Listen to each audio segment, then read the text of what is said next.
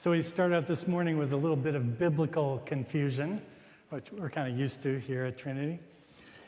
In this case, the confusion has to do with this certain female that appears in Mark's gospel, certain female that's dancing in front of her stepfather Herod, the Tetrarch of Galilee, and in front of a large gathering of courtiers and officers and leaders of Galilee, all of them assembled for Herod's birthday party.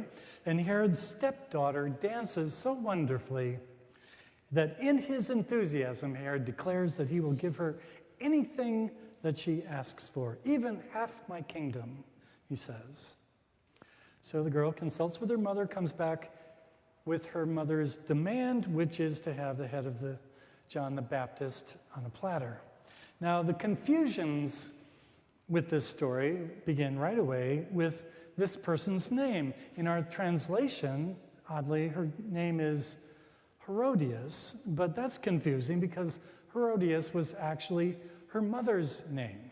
The girl's name, according to the Roman historian Josephus, was Salome, or Salome, I guess, depending on whether or not you've watched the 1953 movie starring Rita Hayworth, and I do not recommend it.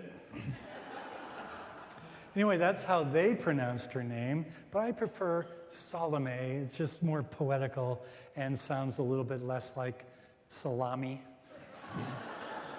So Salome, of course, has been immortalized throughout the centuries as the embodiment of female sexual power, or, if you prefer a more Puritan interpretation, as a living example of the evils of sexual temptation. Poor Salome herself had nothing to do and did nothing to deserve this reputation. The reality of who she actually was has been buried under mountains of lascivious paintings and melodramatic plays and movies and operas that have eroticized her and fetishized her beyond all recognition. It was Oscar Wilde who borrowed an idea from some Parisian burlesque shows that he was frequenting at the time when he wrote this truly awful play in which Salome is said to have danced the dance of the seven veils. One historian, apparently undeterred by facts, has gone so far as to credit Salome with the invention of the striptease. The French, not surprisingly, have been especially fond of this version of Salome. One French writer of the 19th century describes her as extorting a cry of lust and concupiscence from an old man by the lascivious contortions of her body, who breaks the will, masters the mind of a king. He goes on at unseemly length. She is, he says, a symbol of vice, the goddess of hysteria, the curse of beauty supreme, a monstrous beast of the apocalypse, indifferent, irresponsible, insensible, poisoning. Oh boy. All of this, all of these books and plays and movies and paintings, all of it derived from this simple little half sentence in Mark's gospel, quote, "When his daughter came in and danced, she pleased Herod and his guests."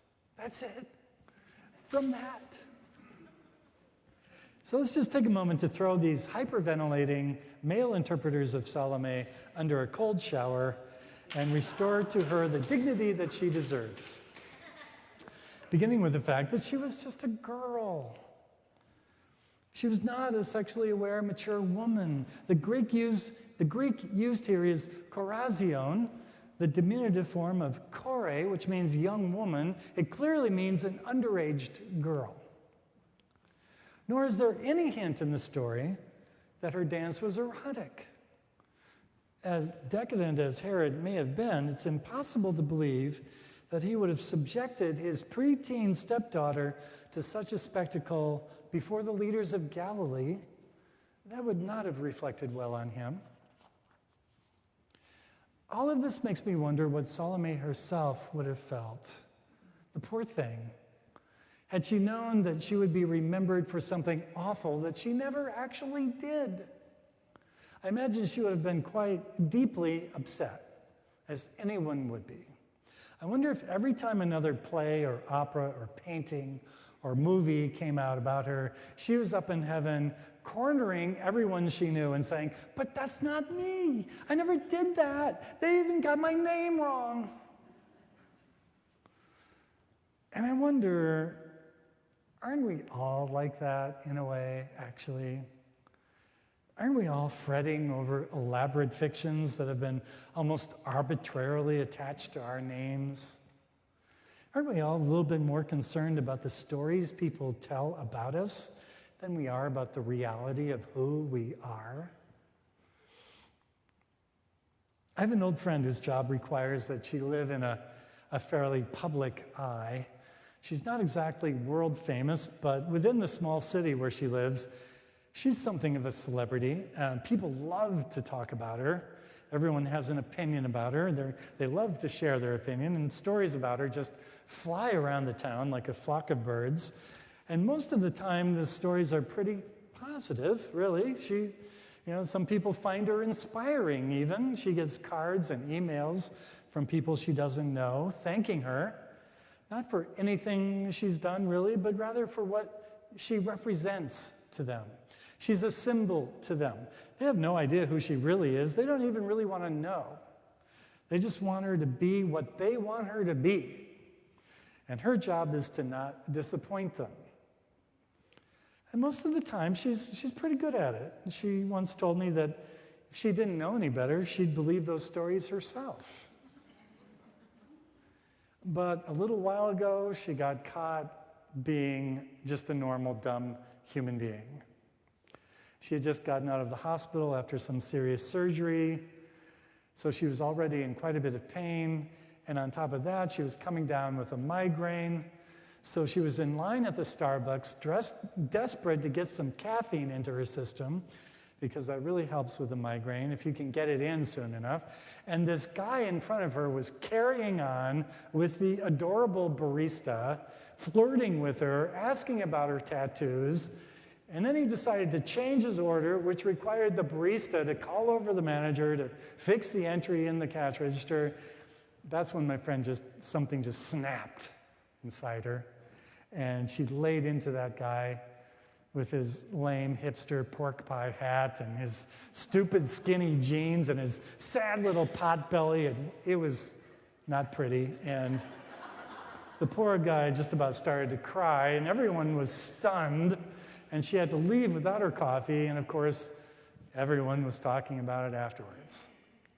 And right away, the story expanded and got embellished. And it turns out, according to the story, that she actually hit the guy over the head with her purse and then called him a filthy word that she would never, ever use against anyone, no matter how stupid his neck tattoos were. And so now everyone was talking about her, except nobody was actually talking about her. They never did actually ever talk about her. They talked about some idea they had created about her, some movie they had made up in their minds, starring some imaginary being only vaguely resembling the real her. And so now this discrepancy between the reality of who she was and the stories about who she was, this discrepancy that she had always been aware of and never really cared about as long as the stories were positive, now that discrepancy was vivid and it was devastating to her. So the other day I asked her how she was doing with all this, and she said, it's actually one of the best things that's ever happened to me. Because for the first time in her life, really, she finally had to stop caring about the fictions other people were carrying in their heads about her. Whenever she started worrying about what other people were saying about her, she started to go a little bit crazy, and so she had to teach herself to just stop chasing after those phantoms.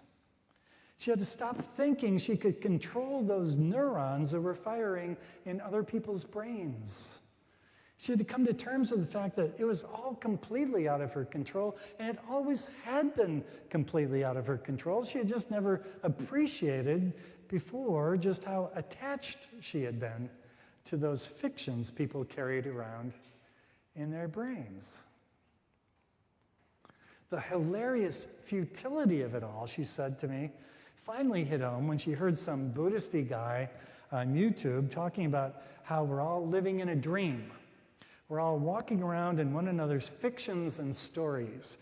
We're all walking around creating dreams about one another built out of pure air. The person was born with a pretty face, so I trust her. That person wears socks with his sandals, so he's beyond help, you know? I mean, that person likes Donald Trump. He must be evil. That person gave me a sideways glance, so she doesn't like me. You know, we're all swimming around in these dream states. We think we're living in reality when we're actually stuck in a world of stories and judgments and opinions about one another that, you know, only dip into reality long enough to feed the dream machine, in which we are, you know, the hero, of course, of our own dreams. And our worlds are populated by these evil geniuses and saintly heroes. And meanwhile, the truth, of course, is so much more complicated and so much more subtle and so much more lovely and really sad sometimes and poignant and beautiful. Reality, it turns out, is just absolutely gorgeous. By comparison, most of the stories about reality are just trite, worn out stereotypes and cliches. This morning, the prophet Amos has this vision of God. He appears as a bricklayer, and he's holding out a plumb line, this beautiful, simple tool that uses gravity to tell us whether or not our walls are true. He's presented as a judge, but he's not really judging us so much as he's measuring us against reality. He's not opening up our Facebook accounts. He's not counting up how many robot friends we have. He's not taking a poll or reviewing our resume or scanning our press releases. He's measuring us against reality to see how true we are. Because God's not interested in our dreams and our fictions. God's not interested in what people think of us or what we think of ourselves even. God's only interested in our reality, our sometimes sad, always poignant, incredibly beautiful reality that exists prior to all of our judgments and opinions. God could care less about the pathetic stories we make up about one another. God's only interested in our reality, and God is inviting us to wake up from our dream state, wake up to see one another in the complicated, interdependent, interconnected web of life that is our reality, because that is when we finally learn how to love. Amen.